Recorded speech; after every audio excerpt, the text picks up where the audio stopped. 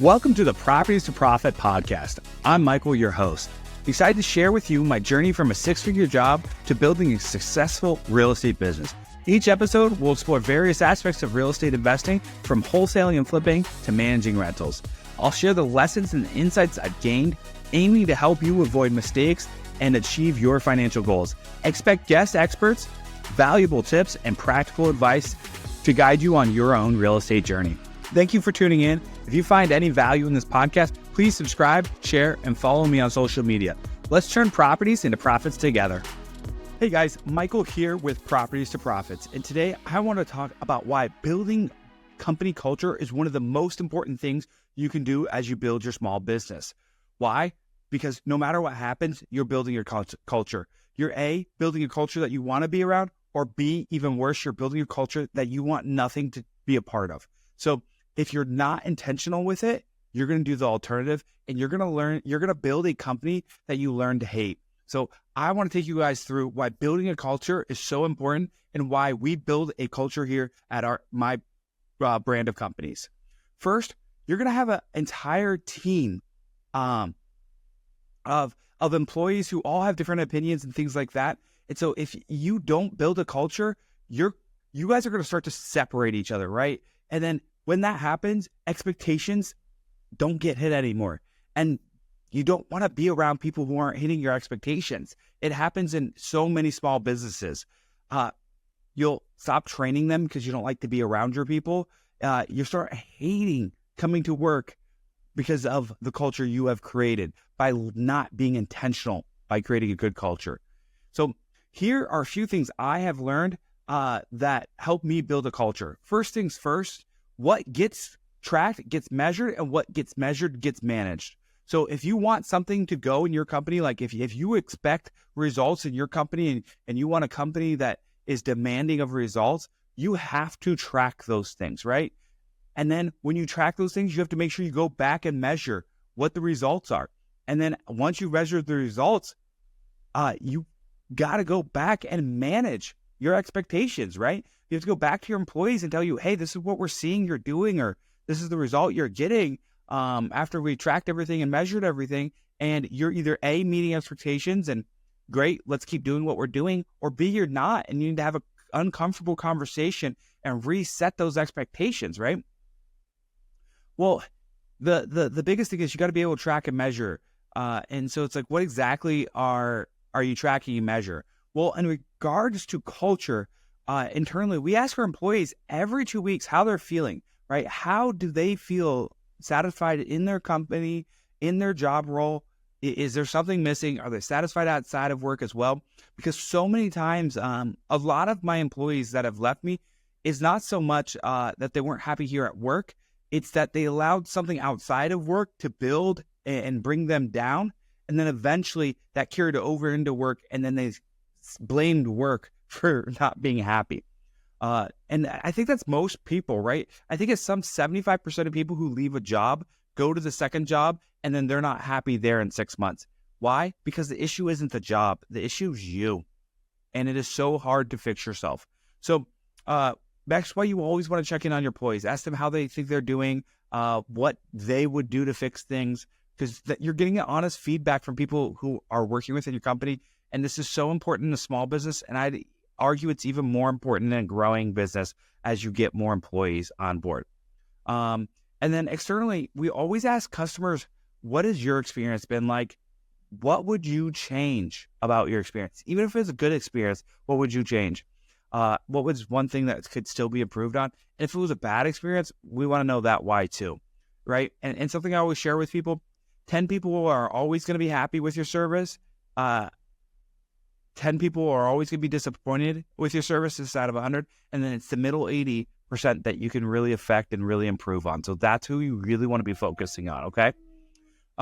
They're going to give you a ton of feedback, that middle 80% of your customer bases.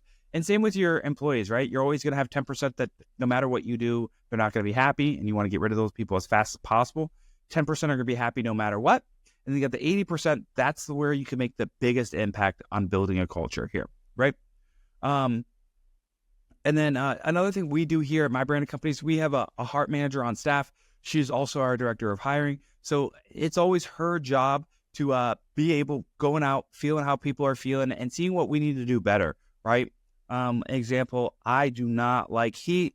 And so it's been kind of cold at evenings and then it warms up during the day. And so she took a vote to turn the heat on. I vetoed it today, but if there's another one of those during the week, I hope they're not watching this. That will probably change because that is the culture, right? I am just a person who runs hot, so I just don't like to have the heat on. But they will start to tell themselves their own stories eventually if I continue to let this happen too long. So heart managers, what is their job? They are managing the human capital, right? Human capital is arguably the most important part of any business, and it's arguably the most expensive if you do it right or do it wrong. And I've heard before a line that really resonates with me. Business isn't hard, it's the people. Like business is super easy. Go get more sales, keep your cost lower than what your sales are, and you'll be profitable.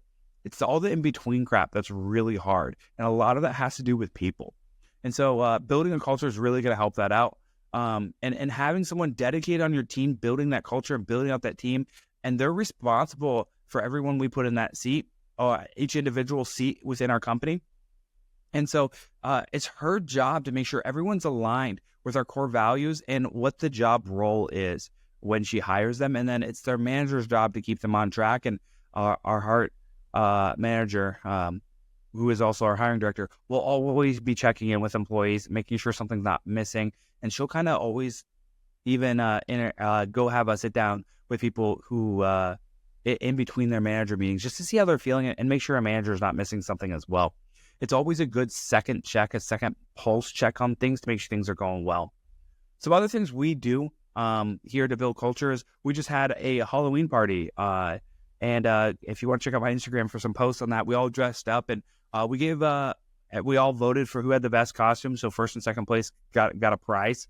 And so everyone took that pretty serious. I was Mr. Harry Potter. We had some mermaids. We had Wednesday. We had someone who dressed up as me. That one was pretty funny. What else? We had a G.I. Joe soldier. We had a tooth fairy. She went as far as to put $1 under everyone's keyboard. I thought that was pretty nifty. So everyone went out. We had a Dr. Seuss character. And so it goes a long way. We had a Lilo and Stitch kind of theme going on too. But it goes a long way that people like showing up to work, right? It's a holiday. They want to have a little bit of fun. And so we're going to do a couple things here coming up. So we have Thanksgiving. We'll do something around that. Christmas. We buy our team some gifts, and we really put some thought into those gifts, make sure they really enjoy those things so that they keep wanting to come back to work. And two, they're going home to their significant others and saying, hey, I enjoy my job. I'm happy here. All those things are so important when building a culture. And I'm going to wrap it up with, if you don't do those things, guys, you will build a company you hate. Trust me, I did it before. I built a company from 0 to 30 employees, and I didn't do any of this stuff, and I hated my life. Well, in hard times when you have no culture, it's easy to quit because you don't like the people around and you just don't want to go to work. In easy times, you can probably still get by because you're making money probably, and you're okay with that. But when things get hard, it gets miserable.